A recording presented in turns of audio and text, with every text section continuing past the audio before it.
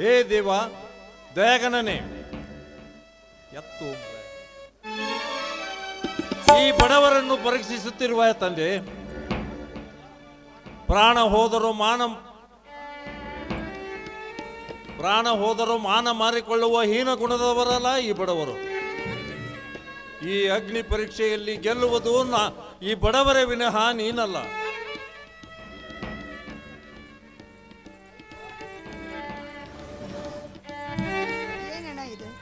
ಒಬ್ಬನೇ ನಿಂತು ದೇವರ ಜೊತೆಗೆ ಏನು ಮಾತಾಡ್ತಿದ್ದೀಯ ಅಣ್ಣ? ಹೌದಮ್ಮ, ಈ ಬಡವರಿಗೆ ಆ ದೇವರನ್ನು ಬಿಟ್ಟರೆ ಮತ್ತಾರಿದ್ದಾರೆ? ಸಮಾಜವಂತೂ ಸಿರಿತನದ ಸೊಕ್ಕಿನಲ್ಲಿ ಈ ಬಡವರನ್ನು ಹೀಯಾಳಿಸುತ್ತಾರೆ ವಿನಃ ಮಾತನಾಡಿಸುವುದಿಲ್ಲವಮ್ಮ, ಮಾತನಾಡಿಸುವುದಿಲ್ಲ. ನಿಜ, ನೀನು ಹೇಳಿದ ಮಾತು ಸತ್ಯನ. ಅದಕ್ಕಾಗಿ ಈ ಸಮಾಜದಲ್ಲಿ ಈ ನಿನ್ನ ತಂಗಿಯ ಸೌಂದರ್ಯವನ್ನ ಕಾಮದ ಕಣ್ಣಿನಿಂದ ನೋಡ್ತಾ ಇದ್ದಾರಣ್ಣ. ತಂಗಿ, ನನ್ನ ತಪ್ಪನ್ನು ಮನ್ನಿಸಿ ಬಿಡಮ್ಮ. ಬೆಳೆದು ನಿಂತ ತಂಗಿಯ ಮದುವೆ ಮಾಡದ ಪಾಪಿ ಕಣಮ್ಮ, ನಾನು ಪಾಪಿ. ಅಣ್ಣ ಬೇಡಣ್ಣ, ಹಾಗೆ ಹೇಳಬೇಡಣ್ಣ. ಅಣ್ಣ, ಇನ್ಸ್ಪೆಕ್ಟರ್ ಆದಂತ ಪ್ರತಾಪರು ನನ್ನನ್ನು ಮದುವೆ ಮಾಡಿಕೊಳ್ತೀನಿ ಅಂತ ಹೇಳಿದಾರಣ್ಣ. ಪ್ರತಾಪ್ ನಿನ್ನನ್ನು ಮದುವೆ ಆಗುತ್ತಾರ? ಹೌದಣ್ಣ, ಹೌದು. ಹುಚ್ಚಿ, ಕನಸು ಕಾಣಬೇಡ. ಇಲ್ಲಣ್ಣ, ಇದು ಕನಸಲ್ಲಣ್ಣ, ಇದು ಕನಸಲ್ಲ. ನಿನ್ನೆ ದೇವಸ್ಥಾನಕ್ಕೆ ಭೇಟಿಯಾದಾಗ ಮನಸ್ಪೂರ್ವಕವಾಗಿ ನಿನ್ನೆ ನಾನು ಮದುವೆ ಆಗ್ತೀನಿ ಅಂತ ನನಗೆ ಮಾತು ಕೊಟ್ಟಿದ್ದಾರಣ್ಣ, ಮಾತು ಕೊಟ್ಟಿದ್ದಾರೆ. ತಂಗಿ, ಮಾತು ಆಡಿದರೆ ಆಯ್ತು, ಮುತ್ತು ಒಡೆದರೆ ಹೋಯ್ತು ಅನ್ನುವ ಕಾಲ ಇದಲ್ಲವಮ್ಮ. ಇದು ಕಲಿಕಾಲ. ಇಲ್ಲಿ ಹಣವಂತರಿಗೆ ಮಾತು ಅಂದರು ಅಷ್ಟೇ, ಮೌನವೆಂದರು ಅಷ್ಟೇ. ಅಣ್ಣ ದಯವಿಟ್ಟು ಹಾಗೆ ಹೇಳಬೇಡ. ಜಗತ್ತಿನಲ್ಲಿ ಎಲ್ಲರೂ ಹಾಗೆ ಇರುವುದಿಲ್ಲ. ಸ್ವಾಭಿಮಾನದ ಶ್ರೀಮಂತರು ಕೂಡ ಇನ್ನೂ ಇದ್ದಾನೆ ಈ ಭೂಮಿಯಲ್ಲಿ.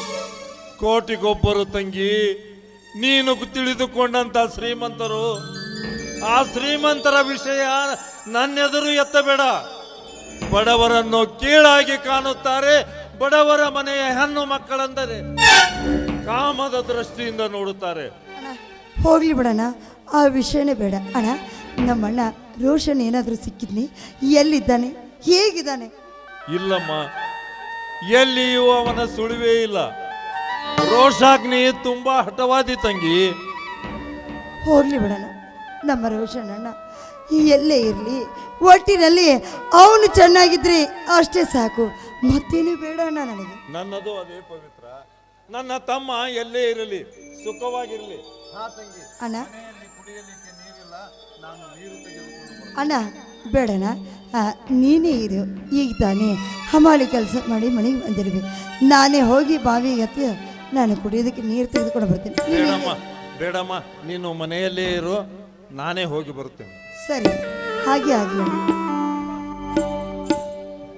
ದೇವ ಜಗದೀಶ, ನೋಡಿದ್ಯಾ ನಮ್ಮಣ್ಣ ನನಗಾಗಿ ಅದೆಷ್ಟು ಕಷ್ಟಪಡ್ತಾ ಇದ್ದಾನೆ.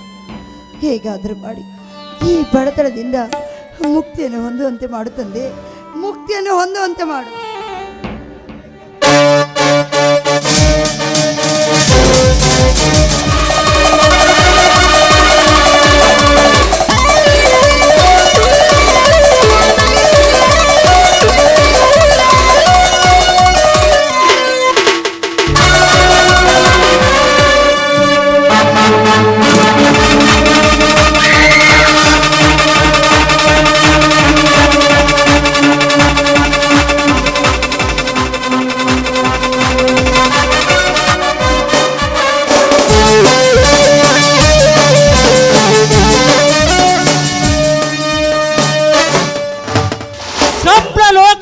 ಸುಂದರಿ ಪವಿತ್ರ,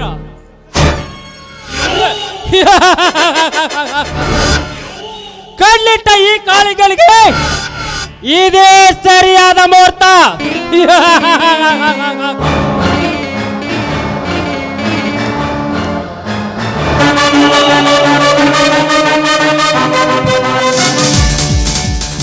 ಕಾಮಾಂದ, ಏಯ್ ನೀನ್ ಯಾಕೋ ನಮ್ಮನೆಗೆ ಬಂದೆ?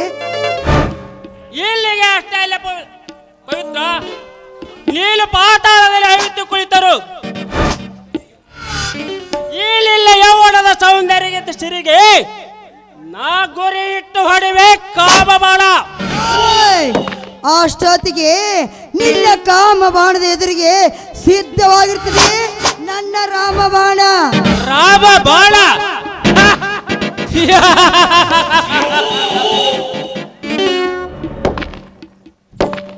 ಎಲೆ ಹುಚ್ಚೇಳಿ ಈ ಕಾಮ ಕಿಶೋರಳಿಗೆ ಆಳಿಲ್ಲ ರಾಮ ಬಾಣ.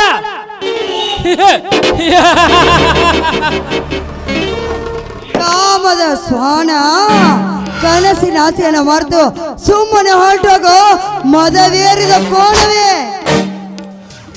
ಮರೆತು ಹೋಗುವುದು ನನ್ನಿಂದ ಆಗ್ತಾ ಇಲ್ಲ ಪವಿತ್ರ. ಏನಿಲ್ಲ ಸೌಂದರ್ಯ ನನ್ನನ್ನು ಕೈ ಬೀಸಿ ಕರೀತದೆ ಬಾ ಎಂದು. ದೂರ ನಿಂತು ಮಾತಾಡೋ, ಮುಟ್ಟುತ್ತೀನಿ ಅಂತ ಹತ್ರ ಬಂದಿದ್ರ ಏಯ್ ನಟ್ಟಿನಿಂದ ಹೊಡೆಯಬೇಕಾಗುತ್ತದೆ. ಪವಿತ್ರ ನೀರು ತಪ್ಪಿಸಿಕೊಂಡರು ನಿಲ್ಲ ಚಲವು ಇನ್ನೂ ಕುಗ್ಗಿಲ್ಲ. ಈಲಿಲ್ಲ ಅನ್ನವನ್ನು ಈಲಿಲ್ಲ ಸೊಕ್ಕಿಲ ಅನ್ನವನ್ನು ಕಚ್ಚಿ ತಿನ್ನಬೇಕೆನ್ನುತ್ತದೆ ಈಲನ್ನ ಮಡ. ಹಾ ಬಾ ಪವಿತ್ರ ಬಾ. ಈಲ ಹಠ ಒಳ್ಳೆಯದಲ್ಲ, ನಾನು ತುಂಬಾ ಕೆಟ್ಟವನು. ಈಲನ್ನ ಕೆಟ್ಟ ವರ್ತನೆ ತಾಂಡವಾಗುವುದಕ್ಕಿಂತ ಮೊದಲೇ ನೀನಾಗಿ ಬಂದು ನನ್ನ ಬಾವು ಬಂಧನದಲ್ಲಿ ಬಿಗಿದಪ್ಪಿರದೆ ಸರಿ. ಇಲ್ಲವಾದರೆ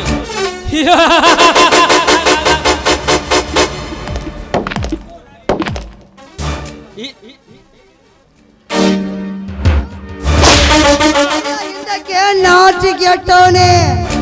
ಹಾ ಪವಿತ್ರ, ನೀನು ಹೊಡೆದರೂ ನನಗೆ ಕೋಪನೇ ಬರುತ್ತಲ್ಲ. ಅದು ಏಕೆಂದರೆ ಅದೇ ನಾನು ನಿನ್ನ ಮೇಲಿಟ್ಟಿರುವ ಪ್ರೇಮ.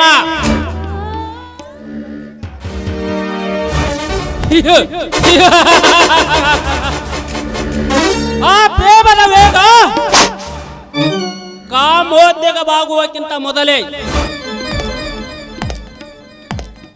ನೀಲೇ ನನ್ನನ್ನು ಮುತ್ತಿಟ್ಟುಕೋ ಪ್ರೇಮದಿಂದ. ಮಾನಗೆಟ್ಟವನೇ, ನನ್ನ ಹತ್ತಿರ ಬಂದಿದ್ದೆ ಆದ್ರೆ ಈ ಗರತಿಯ ಶಾಪ ನಿನ್ನನ್ನು ಸುಮ್ಮನೆ ಬಿಡುದಿರೋ. ಸುಟ್ಟು ಬೂದಿ ಆಗ್ತೀಯ ಕಣ, ಸುಟ್ಟು ಬೂದಿ ಆಗ್ತೀಯ. ಶಾಪ ಶಾಪ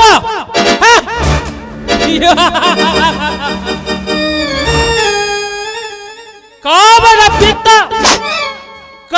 ಪಿತ್ತ ಲೆತ್ತಿಗೇರಿದ ಈ ಕಾಮ ಕಿಶೋರನಿಗೆ ಶಾಪ.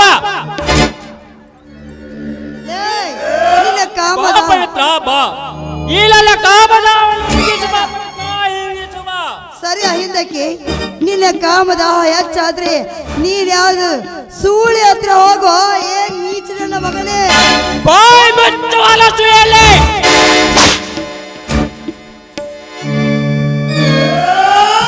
ಇದುವರೆಗೆ ನಿನ್ನನ್ನು ಸುಮ್ಮನೆ ಬಿಟ್ಟಿದ್ದು ನೀನಾಗೆ ಬಂದು ನನ್ನ ತೋಟಕ್ಕೆ ನಡ್ಕೊಂಡಲೆಂದು ಹಸಿದ ಹೊಟ್ಟೆಯಿಂದಾದರೂ ತಾಳಬಹುದು.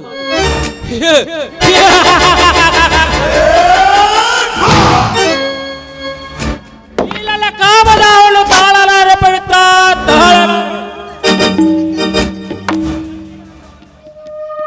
ಈಲಿಲ್ಲ ಸೊಕ್ಕಿನ ಅಂದವನ್ನು ನೋಡುತ್ತಿದ್ದರೆ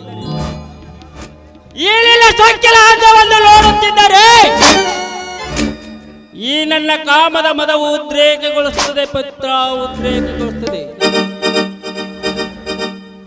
ಈಗಲೇನಿಲ್ಲ ಈ ಯೌವನ ತುಂಬಿದ ಬಣ ರಾಶಿಗೆ ನಾ ಹಚ್ಚುವೆ ಕಾಮದ ಕಿಚ್ಚು.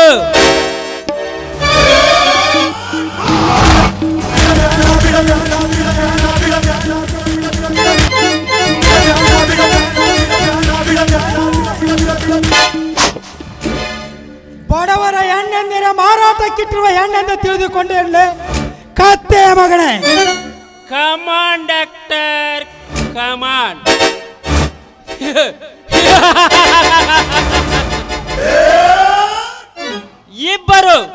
ಇಬ್ಬರು ಸರಿ ಸಮಾನವಾಗಿ ಹಂಚಿಕೊಂಡು ತಿನ್ನೋಣ. ಆ ರಸ ತುಂಬಿದ ಮಾವಿನ ಹಣ್ಣನ್ನು ಬಾಯಿ ಮುಚ್ಚ ಬದ್ಮಾಸ್. ನನ್ನ ಅತ್ತಿಗೆ ಬಗ್ಗೆ ಇನ್ನೊಂದು ಮಾತು ಉಚ್ಚರಿಸಿದರೆ ನಿನ್ನನ್ನು ಶಿರಚ್ಛೇದನ ಮಾಡಬೇಕಾಯ್ತು. Be careful. ಶಿರಚ್ಛೇದನ?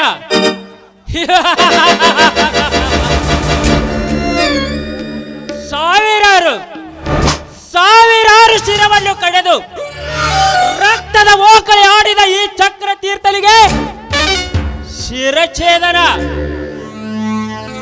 ಪ್ರಶಾಂತ್, ಆವೇಶ ಒಳ್ಳೆಯದಲ್ಲ. ಇಲ್ಲಿ ಹತ್ತಿಗೆ ಯೌವನ ಎಂಬ ಸಾಗರದಲ್ಲಿ ಬಯಕೆ ಆಶೆವಂತ ಚೆಲುವೆ ವ್ಯರ್ಥ ಗಳಿಸಲಿಕ್ಕೆ ಹೋಗಬೇಡ. ಹೋರಾಟ ಹೋಗ ಇಲ್ಲಿಂದ. ಚಕ್ರ ಅವಳ ಆಸೆ ಆಕಾಂಕ್ಷೆಗಳನ್ನು ಅರ್ಥ ಮಾಡಿಕೊಳ್ಳಲು ಅವಳ ಹೊಟ್ಟೆಯಲ್ಲಿ ಹುಟ್ಟಿದ ಮಗನೇನು? ಹಾಗಿದ್ದರೆ ತಾಯಿ ಎಂದು ತಿಳಿದು ತಾಯಿಯಂತ ಕಾಲಿಗೆ ಬಿದ್ದು ಹೊರಟು ಹೋಗುವ ಮಗಳೇ. ಅರ್ಥವಿಲ್ಲದ ವ್ಯರ್ಥ ಮಾತುಗಳನ್ನಾಡಿ ನನ್ನ ಪಿತ್ತವನ್ನು ನೆತ್ತಿಗೇರಿಸಲಿಕ್ಕೆ ಹೋಗಬೇಡ.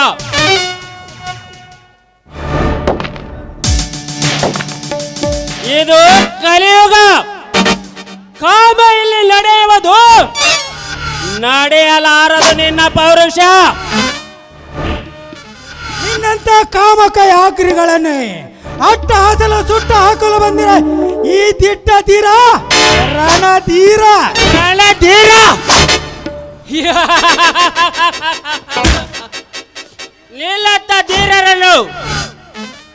ನಿಲ್ಲತ್ತ ಧೀರರನ್ನು ಮೆಟ್ಟಿಸಿ ಇಂಥ ಚೆಲುವೆರನ್ನು ತುಂಬಿಸಿದ ಚಕೋರ ಮೀರ. ಪ್ರಶಾಂತ್, ಈ ಚಕ್ರ ತೀರ್ಥನ ಕೈ ಚಳಕ ನಿನಗಿನ್ನೂ ಗೊತ್ತಿಲ್ಲ. ಈ ದುಷ್ಟಲನ್ನು ಎದುರು ಹಾಕಿಕೊಂಡು ಬಾಲು ಪಶು ಆಗಲಿಕ್ಕೆ ಹೋಗಬೇಡ.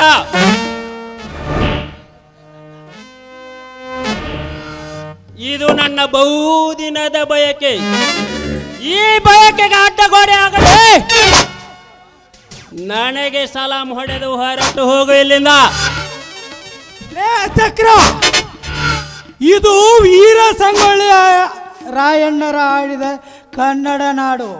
ಇಂಥ ನಾಡಿನಲ್ಲಿ ಹುಟ್ಟಿದ ನಾನು ನಿನ್ನಂತ ಚಂಡನಿಗೆ ಸಲಾಂ ಹೊಡೆದು ಹೋಗುವ ಹೇಳಿ ನಾನಲ್ಲ. ನಿನ್ನದು ನಿಜವಾಗಲು ಗಂಡೆದೆ ಅನ್ನೋದೈತ್ರೆ ಎದೆಗೆ ಎದೆ ಕೊಟ್ಟು ನಿಲ್ಲು. ಇಲ್ಲ ಸೂಳೆ ಮಗನಾಗಿದ್ದರೆ ನನಗೆ ಸಲಾಂ ಹೊಡೆದು ಹೋಗಲೇ ಮಗನೇ. ಎಲೆ ಗರತಿಯ ಗರ್ಭದಲ್ಲಿ ಜನಸಿ ಬಂದ ಗಂಡುಗಲಿ.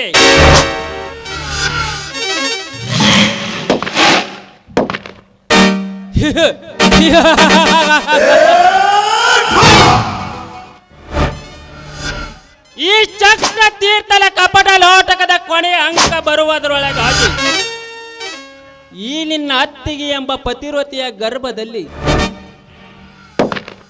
ಪಾಪ ಎಂಬ ಪಿಂಡವನ್ನು ತುಂಬಿ ಸೂಳೆ ಎಂಬ ಪಟ್ಟ ಕಟ್ಟದಿದ್ದರೆ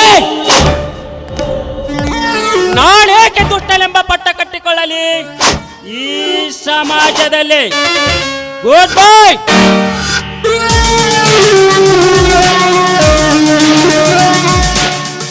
ಹೋಗು ಕಾಮಕ ವ್ಯಾಘ್ರ ಹೋಗು.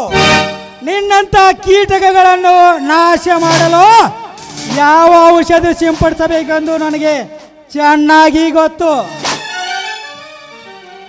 ಪವಿತ್ರ, ಸತೀಶ್ ಇಲ್ಲವೇ ಮನೆಯಲ್ಲಿ? ಇಲ್ಲ ಪ್ರಶಾಂತ್, ಸರಿಯಾದ ಸಮಯಕ್ಕೆ ಬಂದು ನನ್ನ ಮಾನ ಪ್ರಾಣವನ್ನು ಕಾಪಾಡಿದೆ. ನಿಮ್ಮಿಂದ ತುಂಬ ಉಪಕಾರವಾಯಿತು. ಅಣ್ಣ ಮನೆಯಲ್ಲಿಲ್ಲ, ನೀರು ತರ್ತೀನಿ ಅಂತ ಹೋಗಿದ್ದೇನೆ. ಇನ್ನೇನು ಬಂದರೂ ಬರ್ಬೋದು. ಸತೀಶ್ ಅಣ್ಣ ಬಂದು ಬಿಟ್ಟ.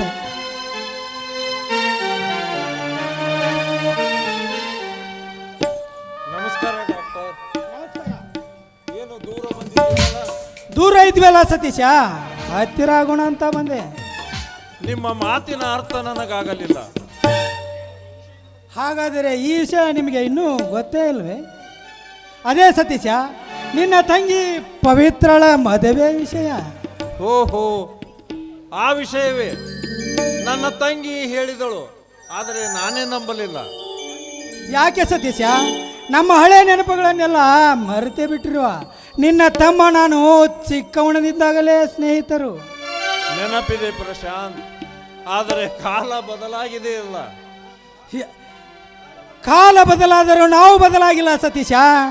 ಬಡವರು ತಿನ್ನುವುದು ಅದೇ ಅನ್ನ, ಶ್ರೀಮಂತರು ತಿನ್ನುವುದು ಅದೇ ಅನ್ನ. ಪ್ರಶಾಂತ್, ನಿಮ್ಮ ವಿಷಯ ನನಗೆ ಚೆನ್ನಾಗಿ ಗೊತ್ತು. ನೀವಿಬ್ಬರು ಅಣ್ಣ ತಮ್ಮಂದಿರು ತುಂಬಾ ಒಳ್ಳೆಯವರು. ಅಣ್ಣ ಪೊಲೀಸ್ ಇನ್ಸ್ಪೆಕ್ಟರ್, ತಮ್ಮ ಡಾಕ್ಟರ್. ಆದರೆ ನನ್ನ ಹಣೆ ಬರಹ ನೋಡು, ಒಬ್ಬ ಅರೆ ಹೊಟ್ಟೆಯಲ್ಲಿ, ಇನ್ನೊಬ್ಬ ಬೀದಿಯಲ್ಲಿ. ಸತೀಶ, ಹೀಗೇಕೆ ಮನಸ್ಸು ನೋಯಿಸಿಕೊಂಡು ಮಾತನಾಡುತ್ತಿರುವೆ? ನನಗೆ ರೋಷಾಗ್ನಿ ಭೇಟಿಯಾಗಿದ್ದ, ಅವನು ಚೆನ್ನಾಗಿದ್ದಾನಂತೆ, ನಿಮ್ಮನ್ನೆಲ್ಲ ಕೇಳಿದ. ಹೋ, ಅವನು ಯಾವುದೇ ಅಂಗಡಿಯಲ್ಲಿ ಕೆಲಸಕ್ಕೆ ಹೋಗ್ತಾ ಇದ್ದಾನಂತೆ. ತಿಂಗಳಿಗೆ 15 ಅಥವಾ 20 ಸಾವಿರ ಸಂಬಳವನ್ನು ಕೊಡಿದ, ಅದನ್ನು ಕೊಡುವಂತ ಹೇಳಿದ. ಹೌದಾ? ಆ ದೇವರು ಅವನನ್ನು ಚೆನ್ನಾಗಿಟ್ಟಿರಲಿ.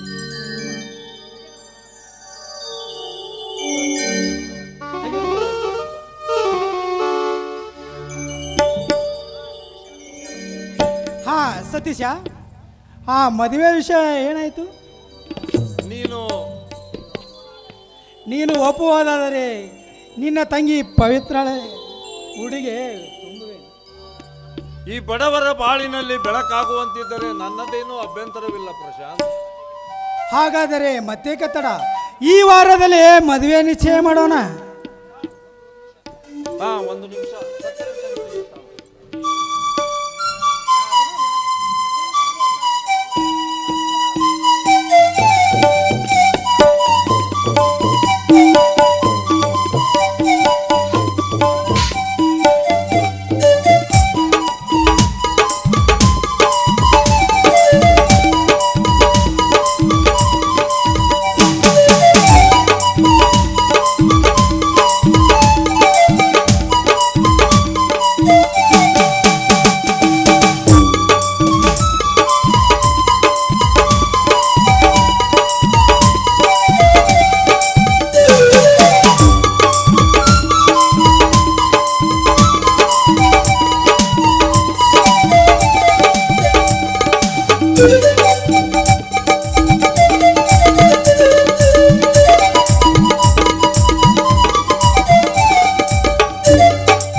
ಅತ್ತಿಗೆ, ನನ್ನ ಕೈಯಾರ ನಿಮ್ಮ ಮುಡಿಗೆ ಹೂವನ್ನು ಸರಿಯಪ್ಪ, ಎಷ್ಟೇ ಆದರೂ ನೀನು ನನ್ನ ಮೈದನ ಮಗ ಅಂದ್ರೆ ನೀನೇ, ಮೈದನ ಅಂದ್ರೆ ನೀನೇ. ನೀನು ಹೂ ಮುಡಿಸ್ತೀನಿ ಅಂದಾಗ ನಾನು ಬೇಡ ಅನ್ನೋದಕ್ಕಾಗುತ್ತೆ. ಹಾಗೆ ಆಗ್ಲಪ್ಪ.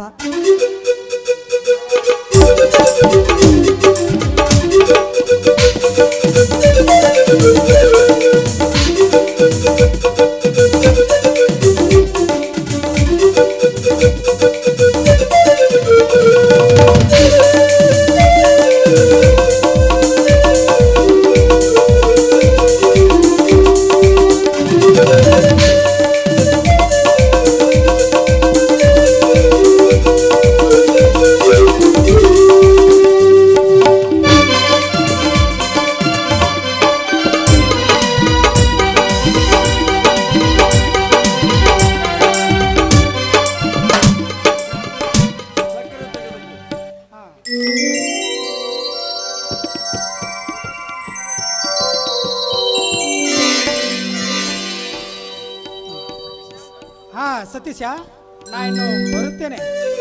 ಆಯ್ತು ಪ್ರಶಾಂತ್, ಹೋಗಿ ಬಾ.